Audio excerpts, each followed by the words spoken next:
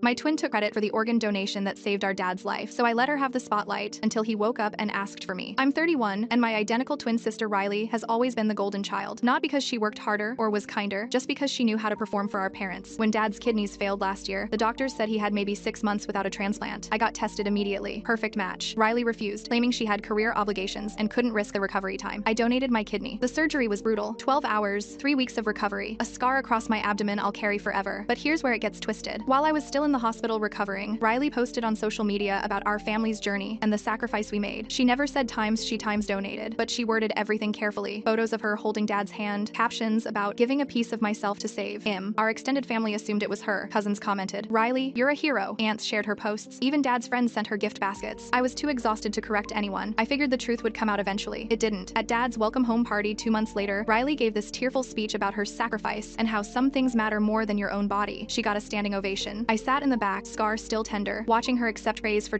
my times organ. Mom pulled me aside after and whispered, "Please don't make this about you. Your sister needs this confidence boost for her new job." I almost laughed. Last week, dad had a follow-up appointment. Standard check-in, but he wanted family there. Riley couldn't make it client meeting. I went. The doctor reviewed his charts and said, "Your daughter's kidney is functioning beautifully. She saved your life." Dad looked confused. "Riley couldn't come today." The doctor glanced at his file. "No, sir. The donor was." He checked the paperwork. "Your other daughter." Dad went pale. "What?" I didn't say anything. I just pulled up my shirt and showed him the scar. He stared at it for a long time. Then he looked at me. "You? This whole time?" I nodded. "And Riley?" "Riley didn't donate. She refused the test." His hands started shaking. "But the posts, everyone thinks." "I know. Why didn't you tell me?" "I figured you knew, or that it didn't matter who did it, as long as you were okay." Dad didn't speak the entire drive home. That night, he called a family meeting. Riley showed up late, still in her work blazer, looking annoyed. Dad didn't waste time. He stood up, looked directly at Riley, and said, "Why did you let everyone believe you saved my life?" Riley's face went white. "Dad, she showed me the scar today. The Times, real Times donor." The room went silent. Mom tried to interject, "This isn't the time," but Dad cut her off. "You didn't even get Times tested,